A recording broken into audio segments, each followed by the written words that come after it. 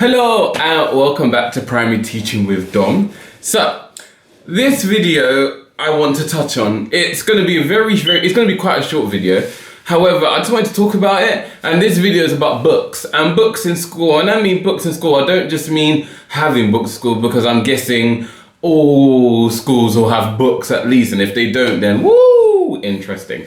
But I'm talking about, when I mean about books, I mean reading to children, and how that works, and if it's important, and why you should do it and why you shouldn't do it, you know, if we get onto that, just when we get onto that. So let's get on with the video. I wanted to talk about books and reading to children, especially like at the end of school, or reading a kind of class book that you kind of go through for a period of time, and the importance of that. So in my classroom, I started reading books at the beginning, but just due to timing. So during my time, I started reading books to the children, and then I kind of fell off because there was so much other things going on. You had to catch up with this and catch up with that. And reading to children was really just not there. I would read with them, you know, for the reading record. So read with a child once every 2 weeks or so when I can get through, and reading their color-coded book for their level.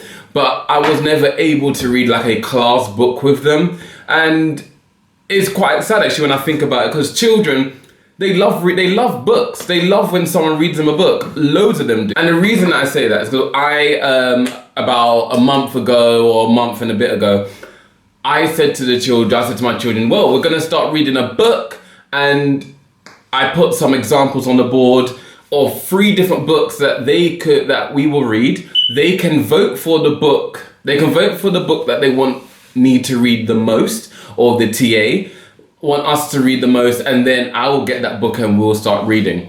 So I gave them like the BFG, Matilda, and some other book. I forgot what the book's called.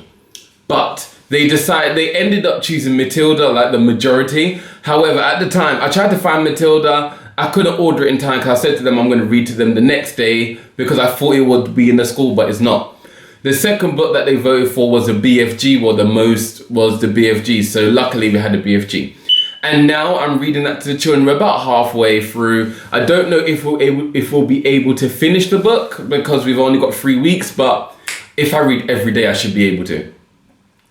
But yeah, when I said to children we're reading, you should see their faces. They light up, they're excited, they want to know what the book's about. They want me or the TA to read the book. They sit so quietly at the end of the day, and it's really calm, and that's a really good behavior strategy as well, because at the end of the day, the children go a bit loopy, they go a bit crazy, and because they want to go home. It's been a long day, they can see their parents approaching, or they just know that the time is coming and it's all wrapping up, because they got their bags, they got their jackets and letters, and they're just a bit rowdy. It's kind of hard to control, especially when they're going home. But what I've noticed is that reading the book with them not only gives them extra vocabulary that they never had, it gives them a sense of like ownership, because it's their book that they're reading with me and the TA, and they're so calm, they just love it. And I just thought that everyone should do that. Everyone should, if you're NQT, going to be an NQT, or whatever, you know, whatever state of teaching you are, I do really think it's important, even no matter how old they are, that you actually pick a book that they vote for. You can give them a choice of 3, you know, sometimes making sure that you actually have those books available. Give them a choice, or they think they have a choice, but they don't really have a choice, but they have a choice. Give them that choice, and then let them pick. And then you read the book to them every day, like 1 or 2 chapters, depending how long you have. It really is nice, and it really is good for them. And I've seen a change in my class with it, and that is something I'm definitely going to continue into next year, but start it off from the beginning. There's a lot of things I've learned on my NQT that I will be talking about in the next video. Not the next video, but when the video does come up in the next 3-4 weeks. I'm just waiting until I finish my NQT to get that video out. So that will be coming. But yeah, I'm just saying the importance of books to read to the children at the end of the day is so great. And you don't need to read them a book that's for their age. The BFG is not for 5-year-olds, because there's so much vocabulary in there that is a bit tricky. So it's for older, but if you read it to them, they will understand. If there's a word you think they won't understand, you literally just talk to them, or this word means this, or this word means that.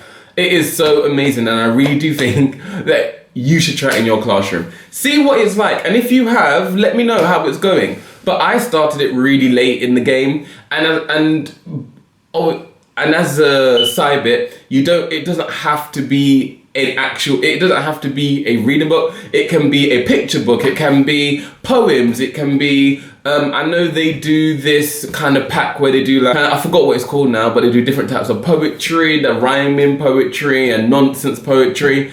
So get a book like that. Is it Something Works? The Works?